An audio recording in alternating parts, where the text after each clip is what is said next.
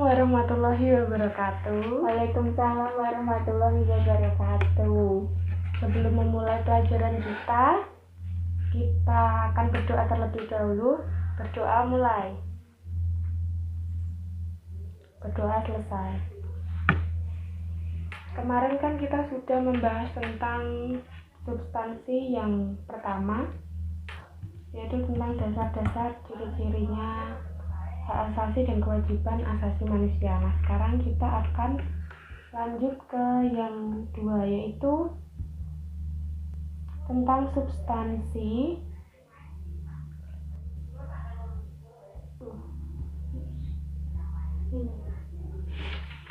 poin yang B, yaitu substansi hak dan kewajiban asasi manusia dalam Pancasila.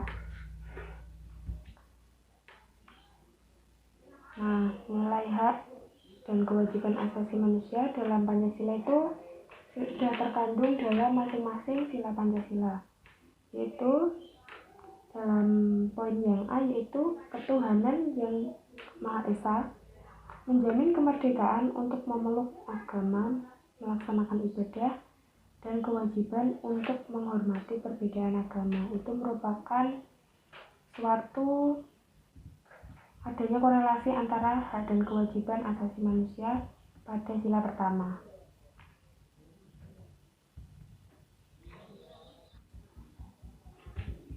Yang ke B bisa dibaca.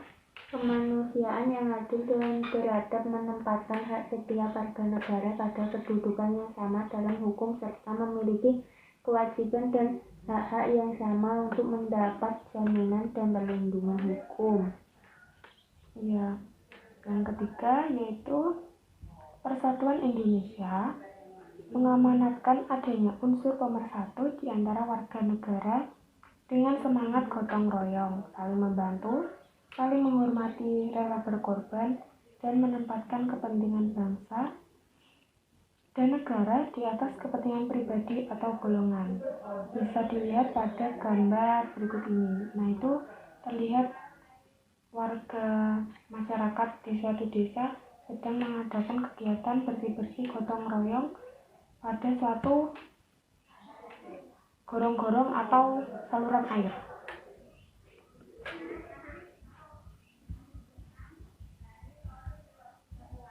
Yang ke sila 4 bisa dibaca. Kerakyatan yang dipimpin oleh hikmat kebijaksanaan dalam permusyawaratan perwakilan dicerminkan dalam kehidupan pemerintah, bernegara, dan bermasyarakat yang demokratis. Menghargai hak setiap warga negara untuk bermusyawarah mufakat yang dilakukan tanpa adanya tekanan, paksaan, ataupun intervensi yang membelenggu hak-hak partisipasi bernegara.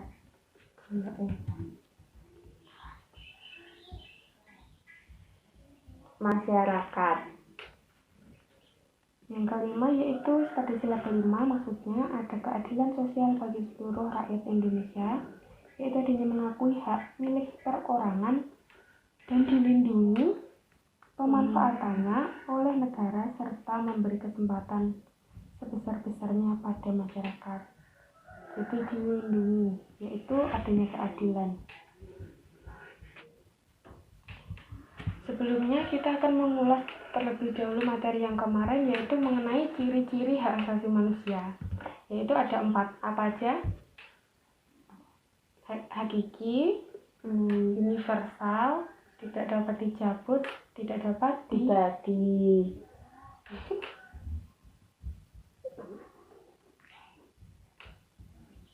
Nah, salah satunya ini terdapat pada perundang-undangan yang menjamin hak asasi manusia, yaitu antara lain bisa dibaca, yaitu Undang-Undang UUD tahun 1945 dari pasal 28A sampai 28J.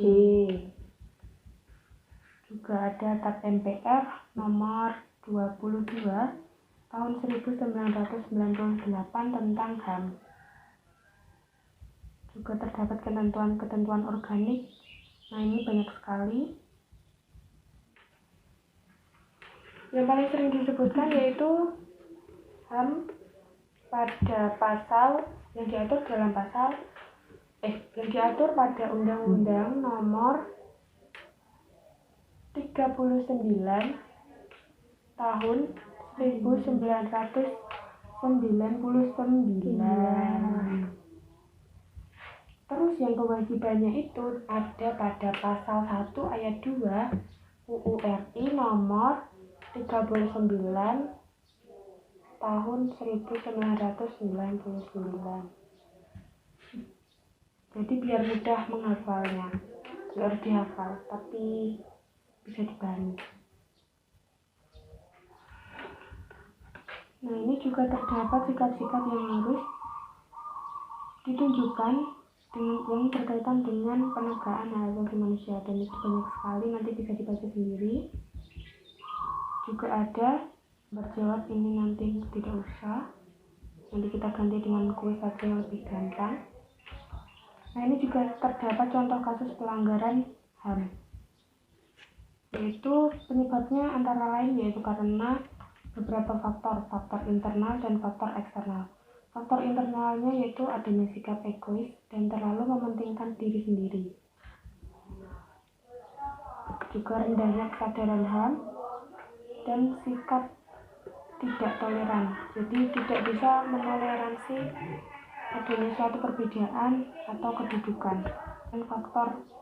Sedangkan faktor eksternalnya yaitu terdapat penyalahgunaan kekuasaan.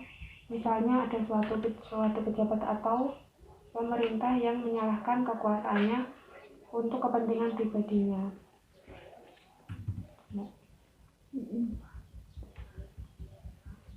Adanya ketidaktegasan aparat penegak hukum. Nah, jadi warga negaranya itu tidak mau melaksanakan kewajibannya. Jadi karena kurang tegas, jadi warga negaranya tak kepenak izinnya seperti itu. Juga adanya penyalahgunaan teknologi. Contohnya pencemaran lingkungan. Jadi suatu pabrik itu terlalu berlebihan dalam menggunakan teknologinya, jadi mencemari lingkungan.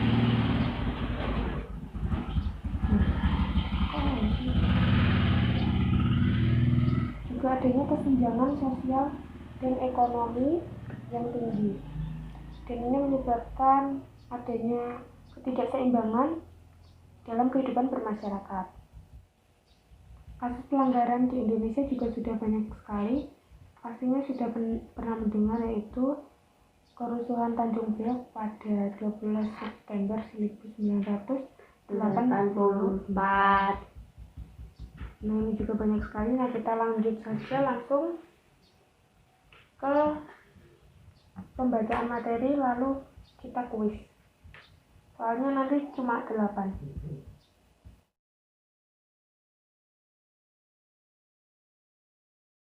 Sudah selesai? Sudah. Nah, saya ingatkan lagi kalau kewajiban hak dasar itu digunakan agar terpenuhinya hak asasi manusia.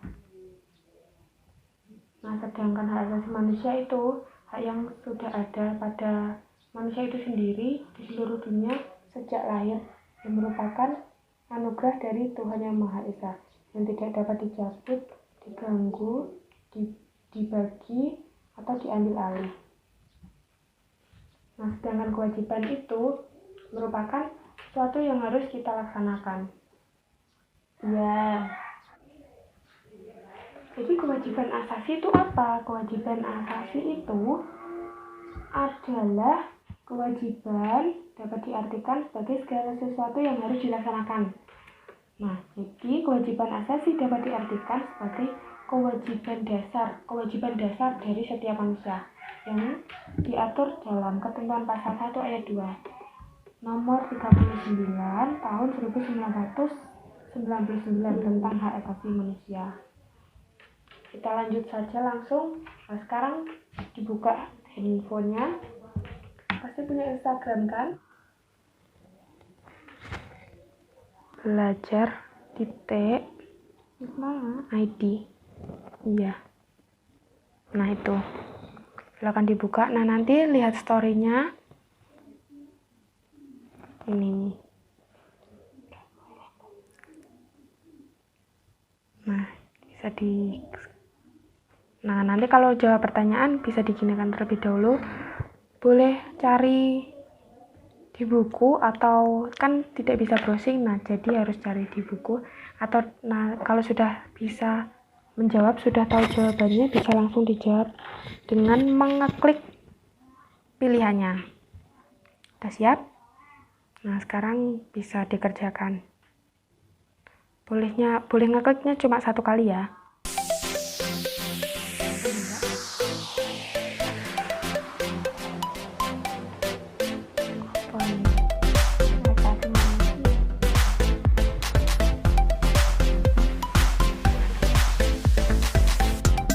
Ya, kalau warnanya hijau itu artinya benar.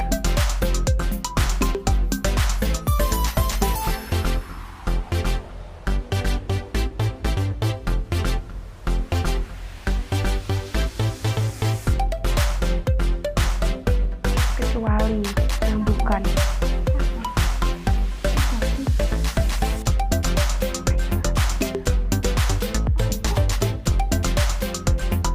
Benar.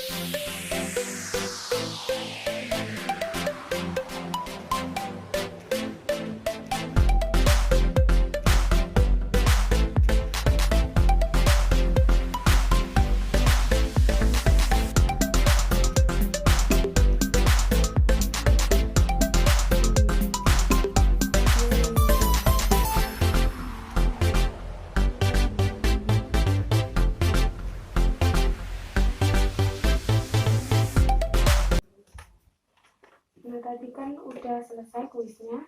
Nah, sekarang cukup sekian aja pertemuan kedua. Nanti pada pertemuan ketiga kita akan membahas tentang bagian selanjutnya. Iya, yaitu tentang sistem dan dinamika.